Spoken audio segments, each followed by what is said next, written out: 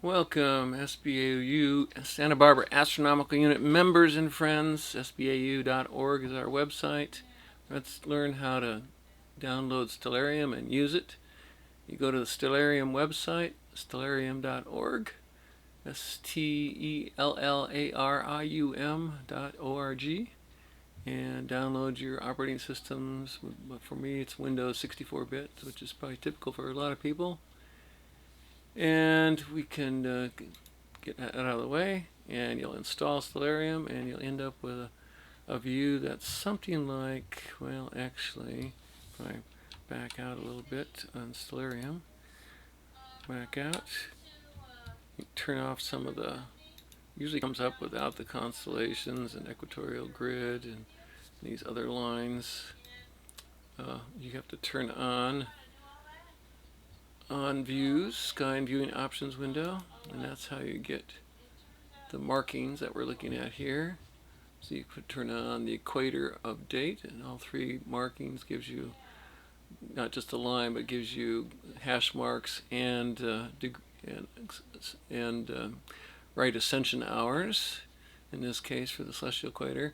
For the ecliptic, you'll get the orange going across here in the center, but with the little hash marks and degrees indicated. The horizon is this outer green line here. And you can change the colors if you want to. If you don't like these colors, you can change them by clicking on the color and choosing a different color. But horizon has shows hash marks plus degrees. And the galactic equator is cutting across the sky, floats across with the stars. Different times of years, it'd be interesting to fast forward and see how the horizon, how the galaxy equator going across the sky changes during different times of year. The meridian is north to south line. There's another green line going across here. So I really should change that to a different green. If I click on that, can't I change that to a different color? I thought I could. Maybe. I thought I could. There must be some way of doing that. Changing colors on that thing. If I turn. Oh, where am I at? I'm missing something here.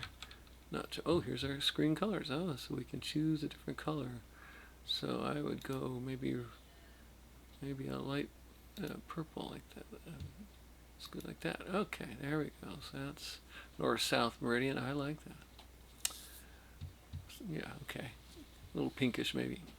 Okay, so that's kind of neat, these markings that you can throw on the screen. Otherwise, you can turn on deep space objects of different types. Labels and markers. You can adjust how many labels you want to see and how many hints of things out there that you could look at. You can click on to get more information, but they're not showing the labels. So that's kind of interesting now that you point that out. Lots of hints out there. But let's see, sky, Milky Way brightness, stars. Be interesting to see what happens if we go up in brightness. Oh, there's a Milky Way brightness, so that's kind of nice. Maybe 2.5. Leave it like that. Some other star lore, different cultures, constellation layouts, and information. And let's turn that off. And let's get back down to the bottom here. You can turn on constellation lines. And how many keys are on a full-size piano? And how many teeth does a bottlenose dolphin have? And how many constellations are there? The answer for all three of those is 88. 88 constellations officially. So you can put the names on the constellations. Again, so what we can see of the sky is within this green circle here. These other things are outside below the horizon. We can't see those yet. They're going away. The sun is now below the horizon on April 27th here, 2020 at 7:48 or so in the evening, 1948. And then I like the artwork on, kind of tells me where I'm at. Quick glance, I can try to see where I'm going across the sky. You got Taurus and Gemini and Cancer the Crab and Leo the Lion and Virgo laying across the sky right at the moment. And if you want to get fancy, you can turn on the boundaries between the constellations. And asterism lines for those geometric shapes there, and asterism labels. The equatorial grid to show you how many degrees above and below the celestial equator you are. It can be handy at times. And different grid for azimuthal grid, which I don't quite understand. It's a different telescope, like you have a fork mount telescope. I think you might want to use that to see where you're at. Don't ask me. Look that one up. All right, ground. You can turn the so you can see you can turn off what's outside the horizon. That could be handy, so to keep you focused on what's out there. And we have cardinal points, which is north, south, and east and west. And we have atmosphere you can turn on. So right now the sun is out. A lot of atmosphere. Turn that off. I don't know. Yeah, well, I like that off at the moment. We'll leave that off. Kind of neat, kind of focused. We can page up and zoom in a little bit. Page up button, page down button. If you want to center on something, you can hit the space bar and it'll center on that for you. It looks like, I don't know why that happens like that. If we go 30 degrees up, what if we center on that? Kind of brings it down around. You can grab the universe and move it around here. I like keeping east on the left and west on the right and north up and south down. Is my kind of home that I like to keep at. Let's see what else we got here. So deep sky objects turn on and off. Planet labels on and off. You just keep those on. Deep sky object background image. So when you zoom in on one of these galaxies, if there's an image, you'll actually get to see what would you look like if you had a camera.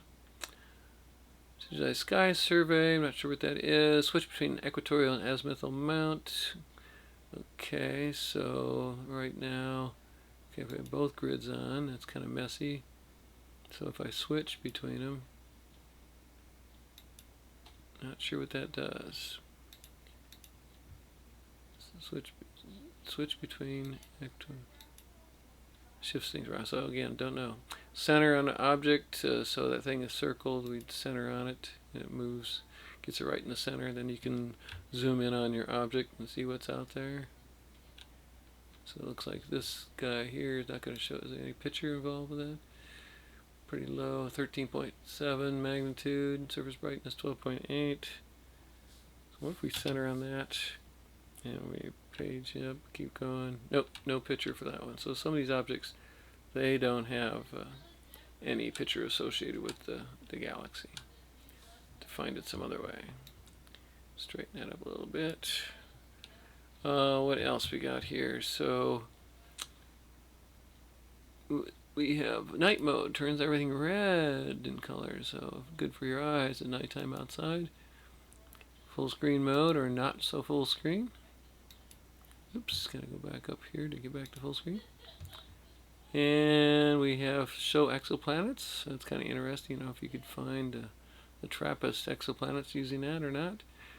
Toggle meteor showers and search for meteor showers is this other one. I should say that there.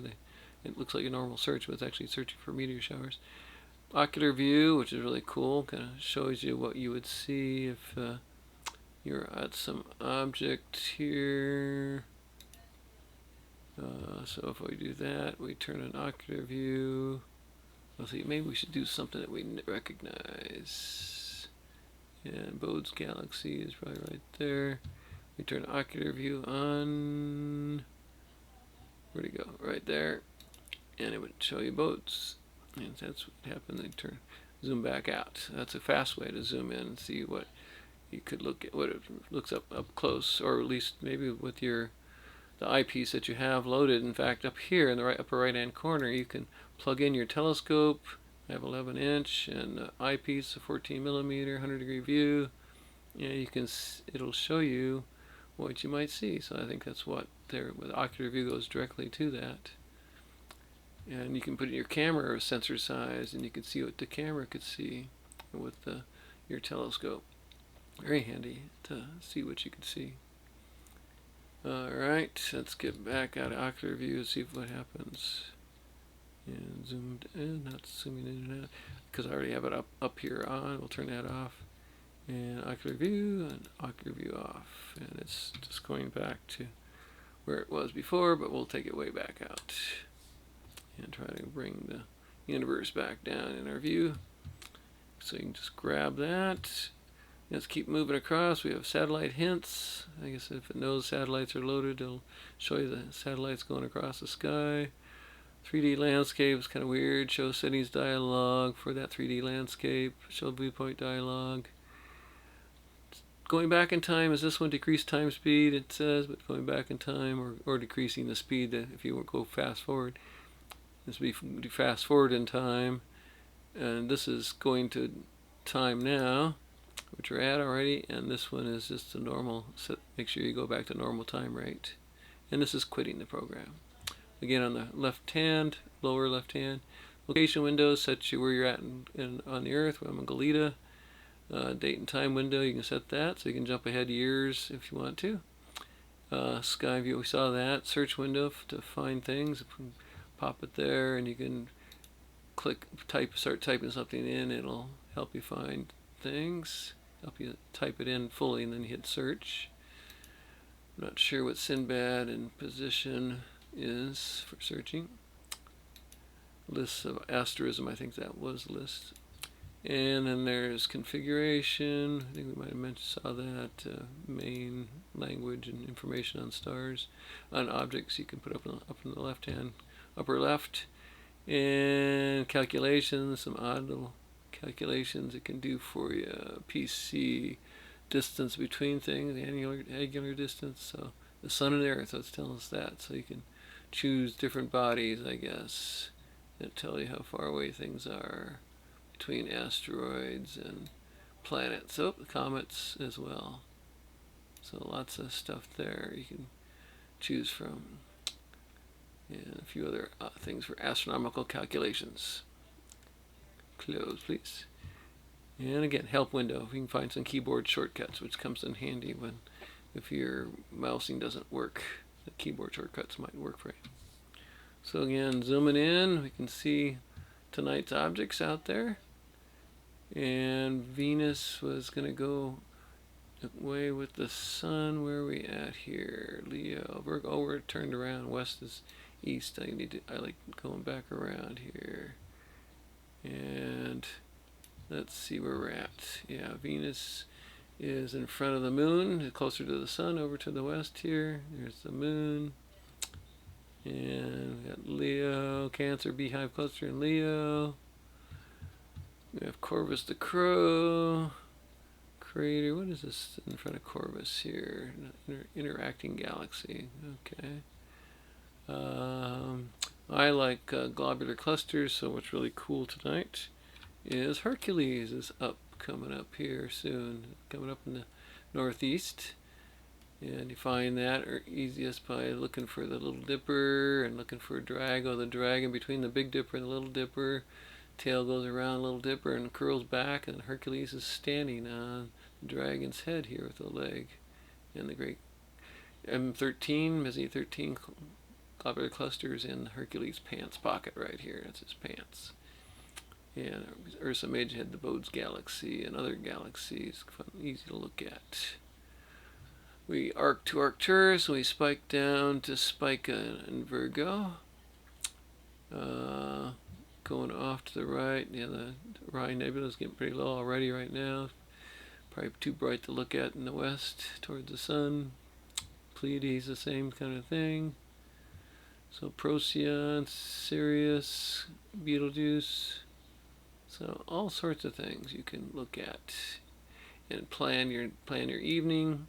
Although I think tonightsky.com is .com is a great way to plan what you can look at. Another neat website. So check out our website again, spau.org, Santa Barbara Astronomical Unit.org, and join us at the Museum of Natural History in Santa Barbara. Otherwise, take a look at Stellarium and learn about the night sky and find objects out there to look at. Lots of stuff. See if you can compete with the Hubble telescope. Yeah, it's kind of fun just trying to see these objects that for yourself. Really, and putting a camera on, then you can start competing with some of the bigger telescope. Get one of these $1,000 cameras, or your own digital camera can work, and do some stacking. I'm thinking about the ATIC Horizon camera, about $1,000, that automatically stacks images, and you can show things to other people much easier that way, and come out with pretty good images. Thanks to Bob Richard for that information. All right, let's stop the recording. My OBS and stop.